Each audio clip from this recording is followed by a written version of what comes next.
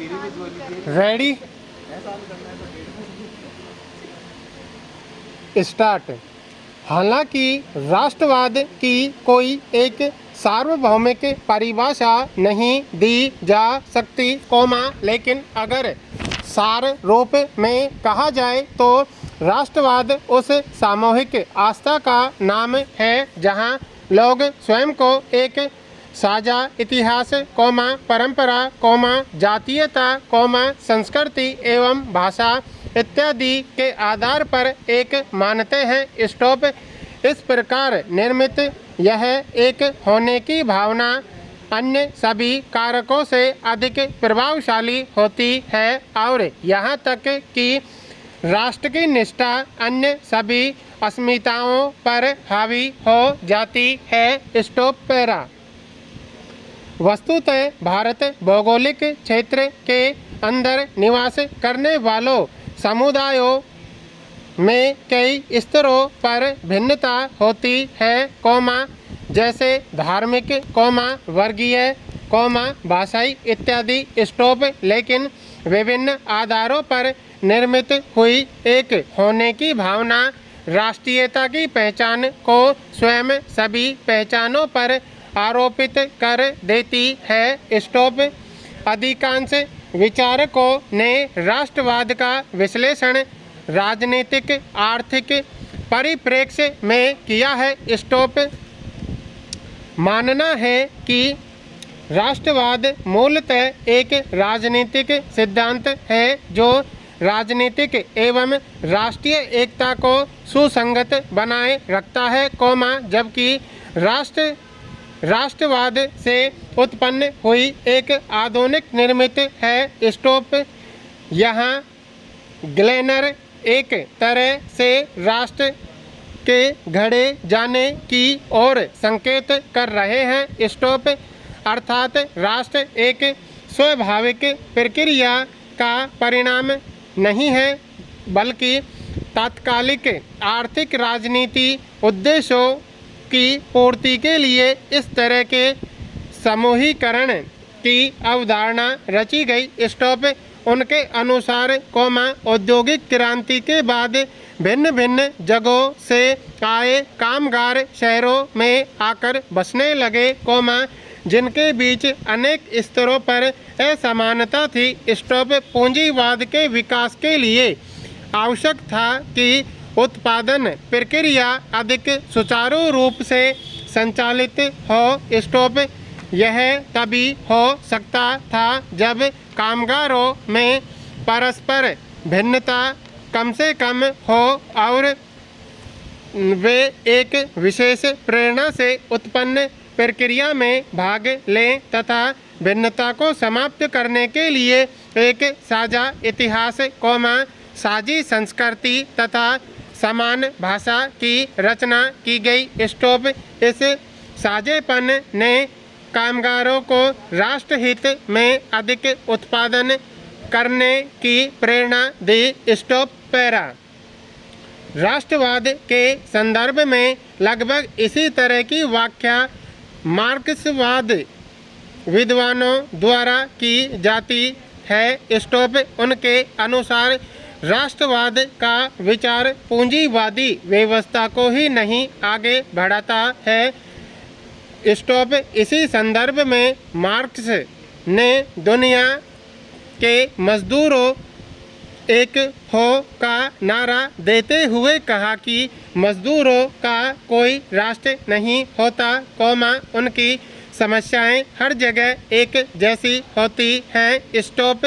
अगर मार्क्सवादी मान्यता को निष्कर्ष रूप में कहें तो इसके अनुसार राष्ट्रवाद प्रभुत्वशाली वर्गों को एकजुट करके राजनीतिक समुदाय की एक भ्रामक अनुभूति पैदा करता है, जिससे वर्गीय हित के ऊपर राष्ट्रीय अस्मिता हावी हो जाती है। स्टॉप। इस प्रकार, राष्ट्र के नाम पर पूंजीपति वर्ग श्रमिकों का शोषण करता है। स्टॉप। हालांकि यह राष्ट्रवाद की एकमात्र परिभाषा नहीं है, इस विचार को एकीकरण की एक स्वाभाविक प्रक्रिया के तहत भी देखा जाता है। स्टॉप प्रसिद्ध विचारक ने राष्ट्रवाद के संबंध में कल्पित समुदाय की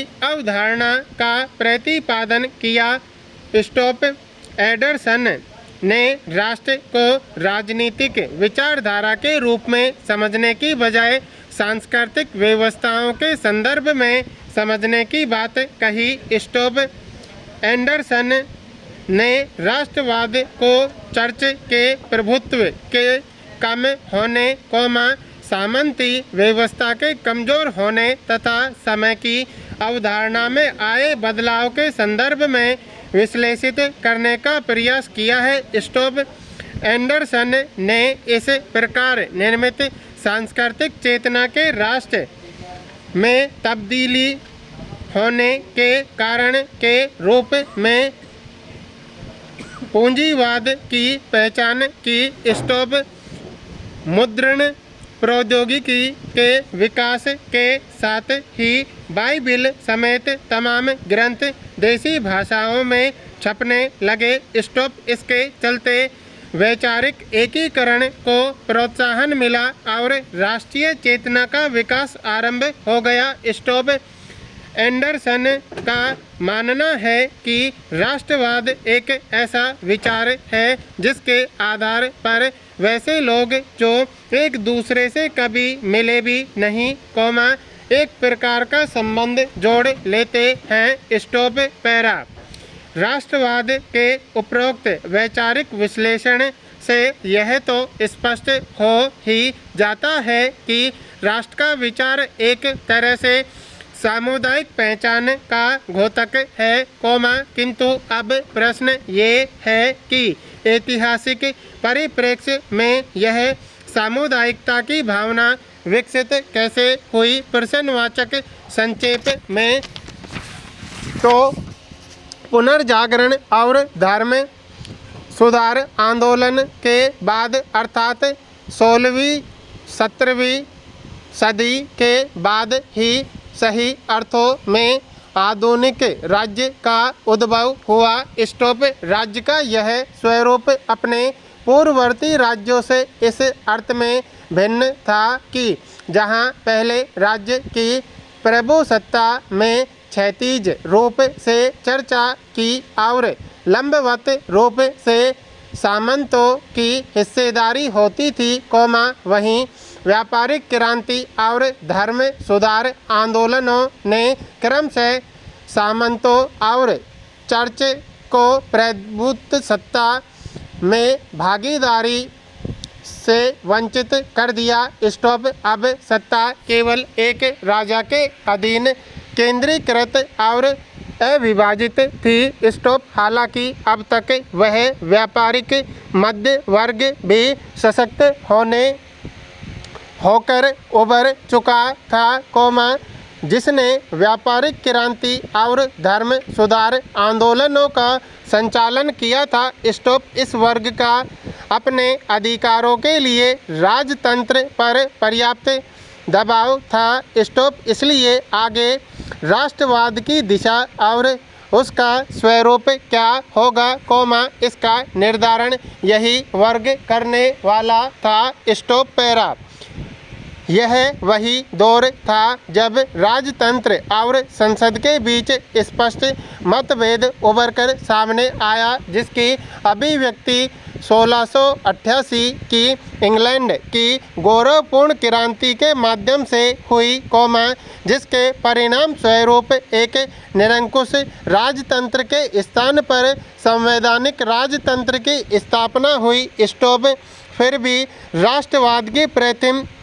स्पष्ट अभिव्यक्ति 1789 में फ्रांसीसी क्रांति के साथ ही मानी जा सकती है। स्टॉप इस क्रांति से जो राजनीतिक और संवैधानिक बदलाव हुए उनसे प्रभुसत्ता राजतंत्र के हाथों से निकलकर नागरिकों के समूहों में हस्तांतरित हो गई। स्टॉप क्रांति में उद्घोषित स्वतंत्रता समानता और भ्रातृत्व ऐसे विचार थे जिन्होंने फ्रांसीसी लोगों में व्यापक एकता की भावना का प्रसार किया।